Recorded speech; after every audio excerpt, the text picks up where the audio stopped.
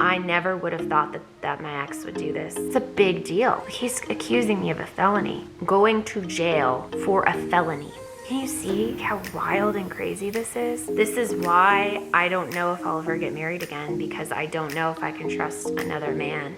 Hey guys, it's Kelly. Welcome to my channel, Incredible Anyway. This is the 4th video in a series about my nightmare of a divorce. I would invite you to go watch the first 3 videos. If you haven't seen those videos yet, I'll put them in the description so you can check those out in the next video. I will be talking about the conclusion, what happened with the allegations, going to court. He said that you were able to work. What happened from that? So in this video, I'm going to be talking about some further nightmarish situation. Like I've said before, every single time something happened, I was shocked. I never expected things to happen the way that they did. I thought that it was going to be a relatively smooth process because I just expected things were going to be fair, and I thought that we both would want that, what was fair for each other. Oh, this is it's such a crazy situation to even begin to explain. I got all this legal documents that my ex-husband's attorney had filed on his behalf. So basically, I'm just reading through these legal documents, and I am reading it out loud to my mom, and I'm sobbing because of the allegations. And it took a few days for me to get my attorney on the phone and for him to explain it to me.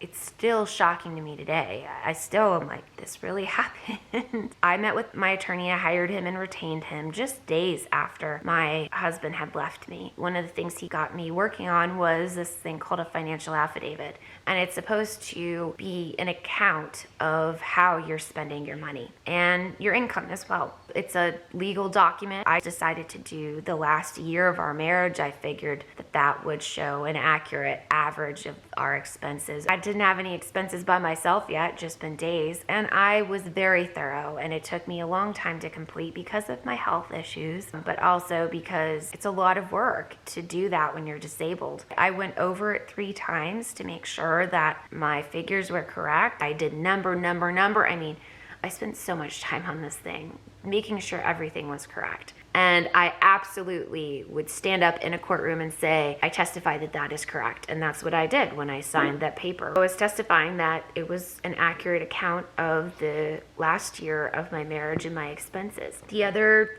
paperwork that my ex-husband and his attorney filed was a respondent and counter-petitioner's petition. So this is my ex-husband's petition for Rule 137 sanctions to strike petitioner and counter-respondent's financial affidavit and other relief. Petition for Rule 137 sanctions is a huge deal. My attorney said that he had only filed this paperwork that was filed against me once, maybe twice, in his whole entire career. And it ended up in the person he was filing it against going to jail for a felony. And he said, you don't file this paperwork unless you're sure and you know that it's going to go through. It's such a big deal to file it. I'm going to read you the accusations that were made of me, and I'm going to read you the response. In the petition, it says, pursuant to Illinois Supreme Court Rule 137, moves this honorable court for sanctions against the petitioner and counter-respondent, me, and my attorneys, to strike her financial affidavit and to deny the relief request in her petition for temporary maintenance. So he basically was saying to strike my financial affidavit, to strike it meaning that it's not been submitted,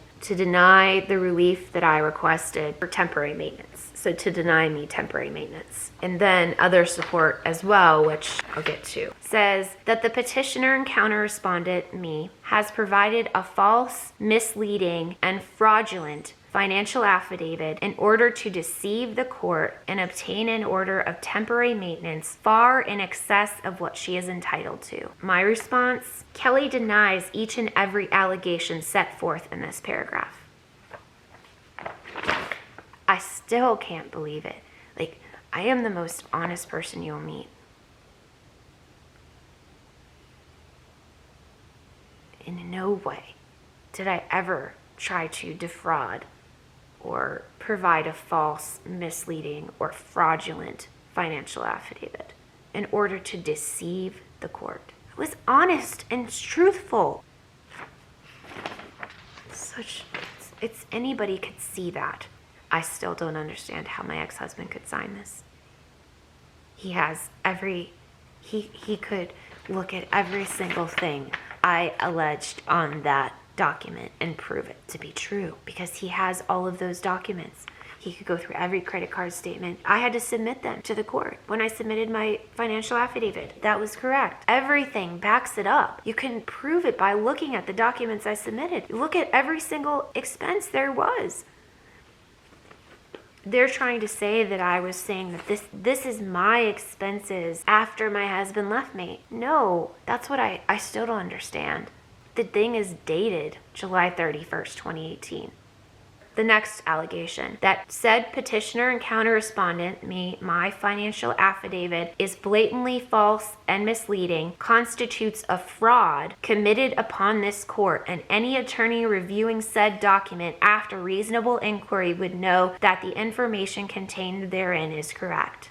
Actually, any attorney would know that it's not a fraud. I absolutely wanted what was fair. It's them that was being underhanded, because this ridiculous allegations that are obviously untrue and very easily can be just by response shown untrue was just draining my ex of funds and me of funds. My ex had to pay his attorney to write this up. My attorney had to be paid to respond to this. They basically stated what I signed at the bottom of my financial affidavit. Making a statement on this form that you know to be false is perjury, a class 3 felony. Now you can imagine when I read that, I absolutely triple checked that document to make sure it was correct. I was happy to do one whenever they asked me, and every time I did it, I was accurate and true about what my expenses were. My ex-husband and his attorney were alleging that I was lying on my financial affidavit and that I made false statements on it. They made very broad accusations. They didn't make specific accusations. They didn't say, okay, in this page, on this paragraph, on this line, she's saying this. That's untrue. That's untrue. That's untrue. Didn't go and make explicit allegations like that. Basically said, in this document, she's recklessly or intentionally lying to the court.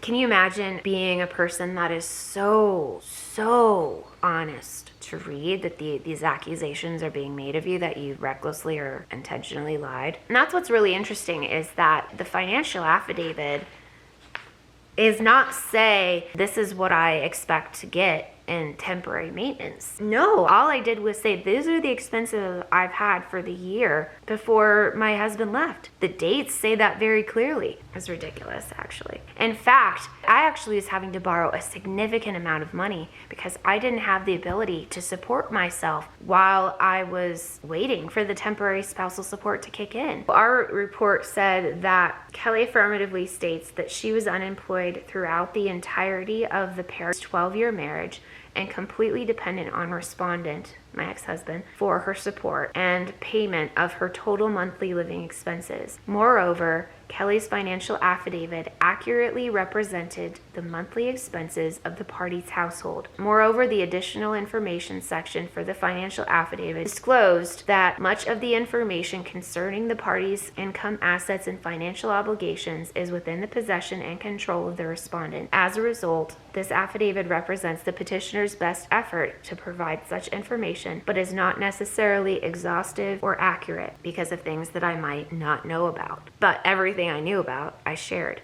Says that providing the petitioner and counter-respondent's financial affidavit was interposed for an improper purpose in order to harass the respondent and counter-petitioner. So this is saying now that I'm harassing my ex, causing unnecessary delay and needlessly increase the respondent and counter-petitioner's cost of litigation. What? I filed for divorce. I wanted this done. I don't want to deal with this man anymore. The only person that's lengthening time is him, making false allegations that you can't even begin to prove as being true, making false statements that I'm capable of supporting myself. And then he made accusations against my attorney, which is just so ironic considering this attorney himself has been barred from practicing law for a period of time. And my attorney, on the other hand, there is an award for attorneys in the state of Illinois that only 1% to 2% of attorneys get. Only 1% to 2% of it get it once. He got it twice.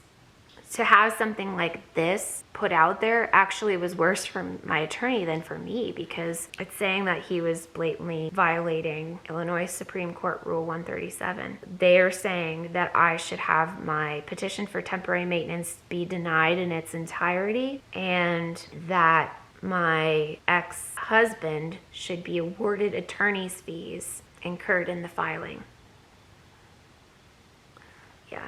My eyes definitely were opened. People can really take advantage of you, and this is why I don't know if I'll ever get married again, because I don't know if I can trust another man. I never would have thought that my ex would do this, and even when he left, I never would have thought he would do this. And I should have. The truth was I was in denial. My response was to deny every single thing, because that was in fact the case. So basically what happened with these allegations is that I received these allegations in February of 2019. In March, my attorney responded to them in writing. What happened, according to these specific allegations? Nothing. After we filed our response, the other side did nothing. If they truly believed that I was lying and defrauding and doing all of the things that they alleged me of doing, there's no reason to not continue to pursue it. Because if you believe somebody's lying, put them in jail. But I wasn't. And they didn't pursue it, obviously, because they didn't have a snowball's chance in hell. They didn't have a leg to stand on even when they submitted it. So to follow it up would make them look ridiculous, because it was such a ridiculous accusation. Obviously, I had done nothing wrong and I was telling the truth. Pick the wrong person to allege those things of, because you're gonna see that I'm honest to a fault. I'm honest, I'm gonna own my stuff, because I believe that that's the way it should be. The divorce was finalized in January. You guys have seen the video. I'll never ever understand it. I'll never understand. I would not do that to my worst enemy. That's why it's so crazy, because this petition for sanctions, it's such a big deal. You just don't do it to paint a picture of somebody. You do it because you believe that you're going to put this person in jail for lying to the court, recklessly or intentionally. It's a big deal. It's a big deal. It's shocking, and I learned a lot about what attorneys are willing to do. I learned a lot about what somebody is willing to do for money. It's been a very, very hard road, as you can see, and it's been a very, very frustrating thing to have false allegations made against me. I didn't put my ex through hell at all. I made fair, reasonable requests. He's making these really hefty allegations. He's accusing me of a felony. Can you see how wild and crazy this is? I don't have to say anything other than the truth. In my next video, I will talk about what happened when our attorneys went before the judge to talk about settlement, and I will talk about how I believe this document came into play. I think what you'll find in the next video and see what the judge said, you'll see. Thank you guys for watching and supporting me and hearing about my crazy journey that I've had while I was away. I can't wait to be finished talking about this, but I know that it's important that you all see the wild stuff that can happen, and that does happen. You know, I have somebody that I know really closely who had gone through something similar to how my husband left me, and she said to me, "Kelly, be ready for anything in the divorce." And I remember when she said that to me, I remember thinking, no way. Like, there's no way that there's anything he's gonna do to me. He's not that type of person. I'm still glad she said it to me, because it did prepare me in a way, even though I still was in denial that it could happen. But I will say, if you ever go through a divorce, be prepared. Does it matter how much you know your partner or you think you know your partner? True colors come out in divorce. And I feel like my true colors came out, and that I reflected God every step of the way. I look forward to seeing you in the next video, which will be the last in this series. Thank you all for watching. And if you've been through a really hard divorce or divorce period, I'm really sorry. Divorce is hard, even if it's not contentious. Divorce is just a rough scenario. And if you've been through it and you've had a contentious divorce, man, I'm sorry. If you're going through one now, keep putting one foot in front of the other. Just do the next thing. You can get through it. You will get through it. My heart is with you all. Remember, you're not alone. You guys are enough just as you are. You are loved. And I'll see you in my next video. I'll be there when you need me. You can count on it every time. It won't always be easy. I'll be there when you need me.